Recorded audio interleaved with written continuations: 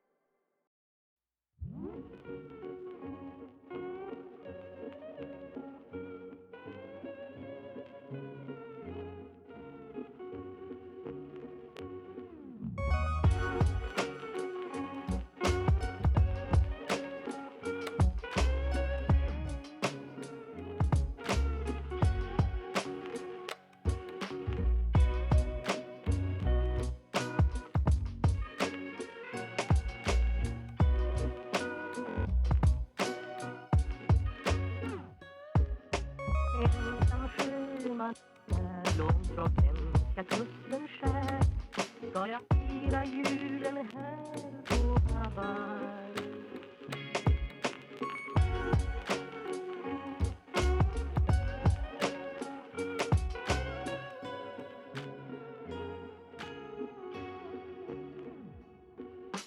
Ensam sjöman är långt från kan kusten skär. Ska jag fira julen här på Hawaii? The back, the armchair, and the center, or the front. New York City Art Deco skyscrapers. Remember Empire State Building, Chrysler Building, similar zoning ordinance. All right. Yeah, they follow the same. Still on our left, the building with the glass roof and the colonnade. The Builders Building, 1927, Graham Anderson Probst in white. Many of the tenants of this building in the building trades. Chicago was in an enormous building boom in the roaring 20s, with 47 major structures completed between 1922 and 28, and 17 under construction at the time of the Great Crash. They were all finished, and there was then a 20-year gap in skyscraper construction between the very last one completed in this era in Chicago in 1934 to 1954 because of the Depression and World War II, in which the steel frame needed for the steel frames went into the war after for tanks and aircraft carriers. Also to our left, beige building up at the top. It looks like there are two little bridge houses connected by a bridge-like element. 225 West Wacker, 1989 KPF. Tells us we're on the river with all these bridges. Beside us, on the left, a beautiful building. People love this building. Beautiful, curving, green glass.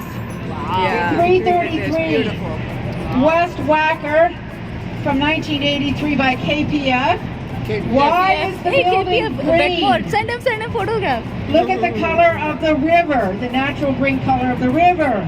The curve, remember the Y shape. Here is where the South Branch curves off. Wetmore works for KPF. I do hope that people can keep the talking No, down they just a little bit so everyone can hear. So 333 West Wacker, it's contextual. The building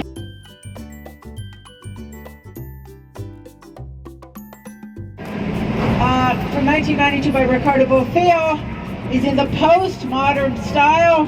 Postmodern architects rejected all the simplicity of mid-century modernism. They said, less is not more, but less is a bore.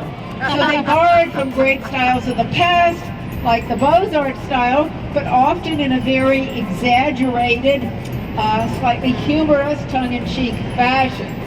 We'll show you. Right. Again, on our left,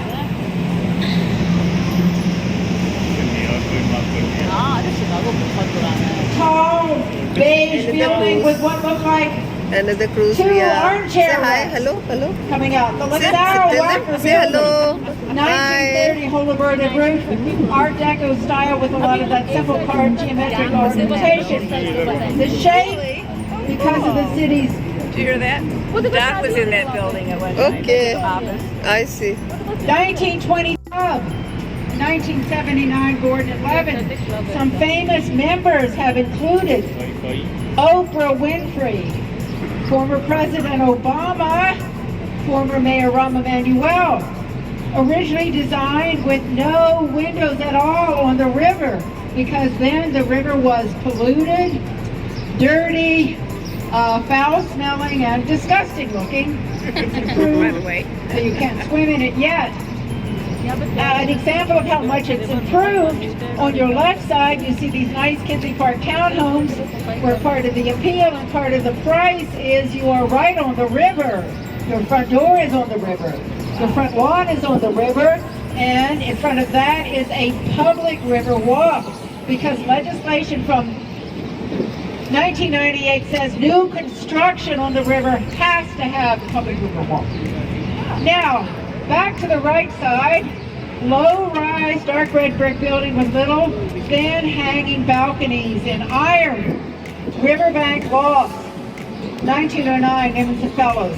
Whenever you see balconies hanging from an old building, it means one thing. A commercial building has been transformed into residences where the balconies are an amenity. Because what was this earlier? This was the warehouse of a railroad company back when railroads were lining both banks of the river as far as the eye could see. And along with the railroad tracks were warehouses and factories, and in Patty Base these stainless steel columns like giant tridents. The architects, Getch and Partners, also designed that dramatic tuning for bass. The architect and head of the firm, James Getch, said, how a skyscraper hits the ground is more important than how it hits the sky. Coming up on the left, a massive limestone, Indiana limestone, She's opening the door. building looking like a giant high-back throne or sofa. This is the Civic Opera House, 1929.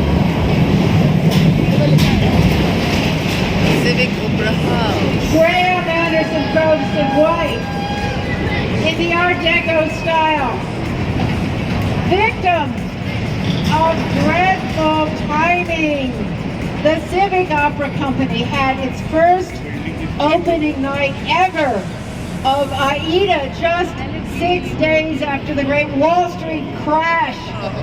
So the Civic Opera Company went out of business, the building into receivership, now home of the successful Lyric Opera Company, second largest, and lots of offices in there too, second largest opera house in North America after, of course, the Metropolitan Opera House in New York City.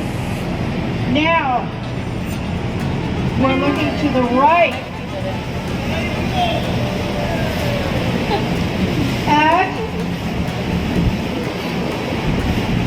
4 buildings. On our right, they're all called the Gateway Centers, 1, 2, 3, and 4. Architectural firm Skidmore, Owings, Merrill. SOM. They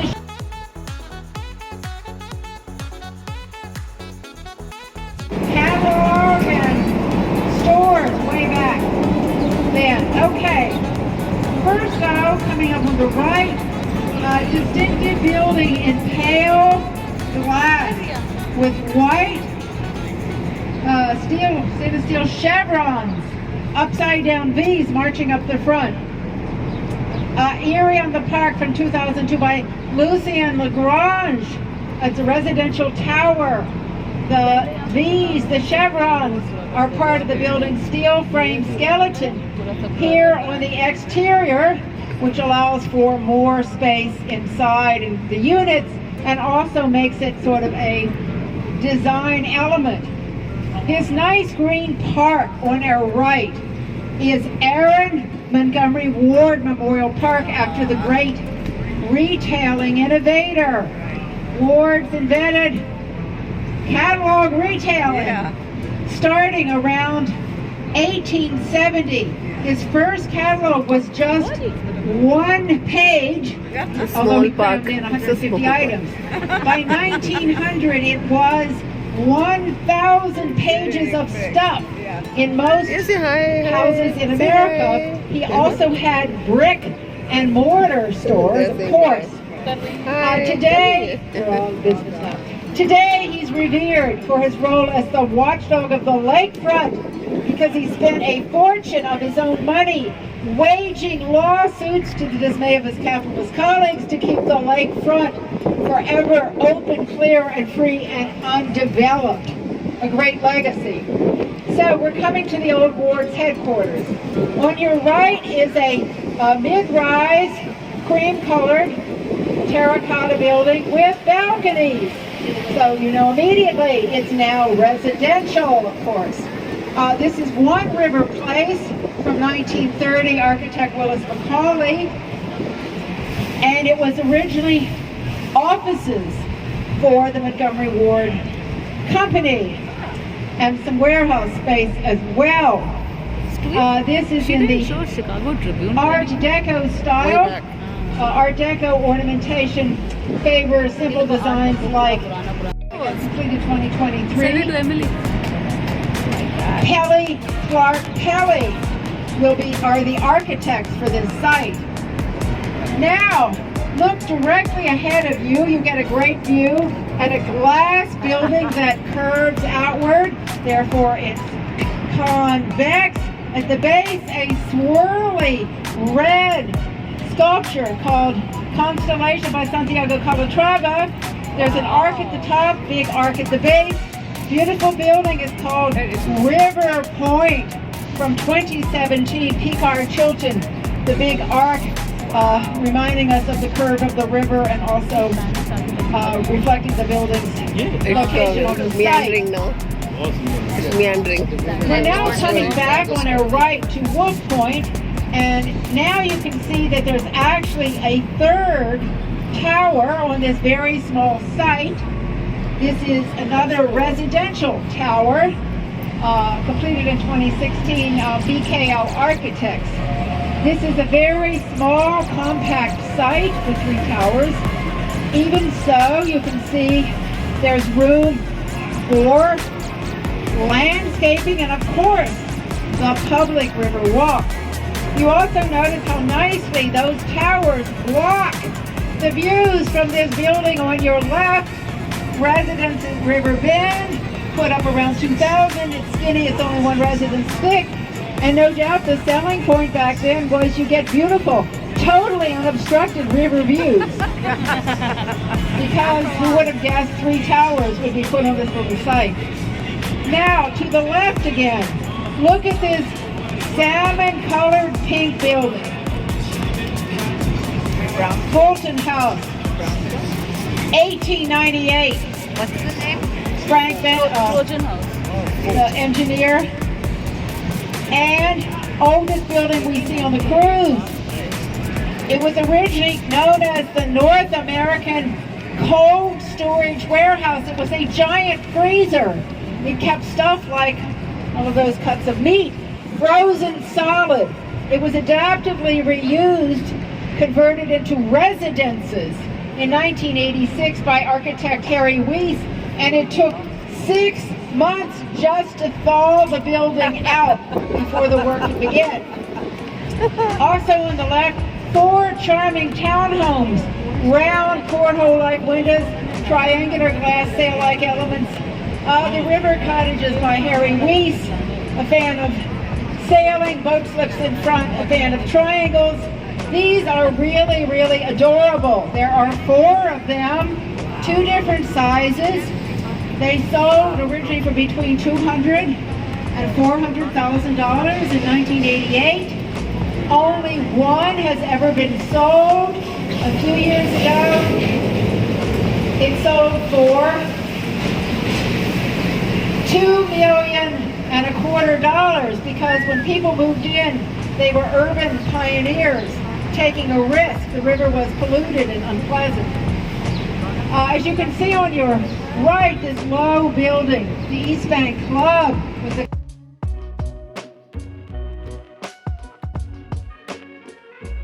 Now, remember the Y of the river. We're on the north branch of the Y shape, and we're heading toward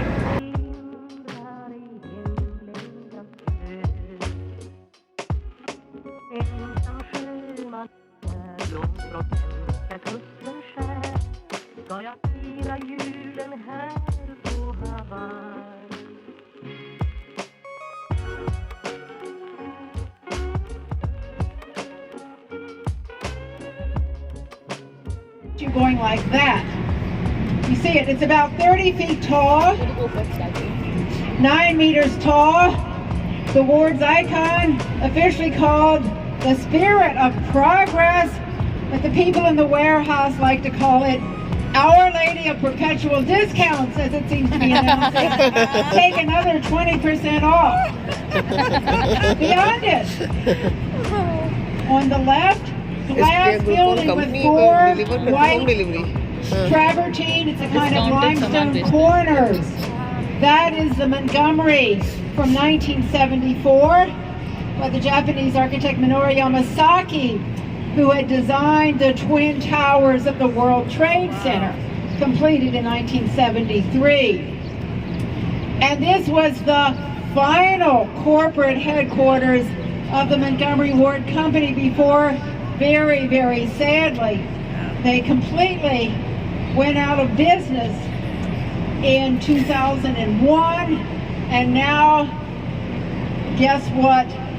The Montgomery is residential units. And I think you can see some little balconies stuck in there. And you also get a great view of Our Lady of Perpetual Discounts. Off to our right, exciting news. You see this humongous site, these big brick buildings saying Chicago Tribune. The Chicago Tribune Freedom Center, completed 1981. Vast curving horizontal structure coming up here with those horizontal brick courses drawing your eye. This is 600 West, constructed between 1906 1906 and 1908 by Schmidt, Garden, and Martin, the in-house architects. Try to figure out the function of this building. It's gigantic. There is a catalog with 1,000 pages of stuff to be sent all over the country. What on earth could this building be used for? It's a warehouse. It's like an Amazon fulfillment center. So, world's largest warehouse back then, 1.5 million square feet, 112,000 square meters. So vast that the stock boys had to put on roller skates to skate around filling orders to send all over the country. Because the catalog had everything you could want.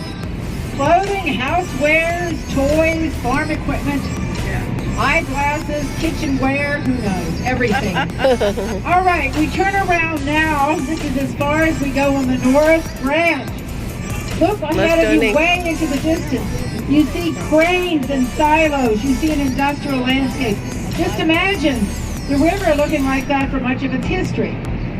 What a depressing prospect. You also might see giant piles of rubble. You see that crushed stone called aggregate. It's where concrete is manufactured for the building trade. So on Island 32, that crushed stone called aggregate is mixed with a paste of water and Portland cement to make concrete. And concrete, as you might know, tends to harden quickly. So it's very convenient that concrete from this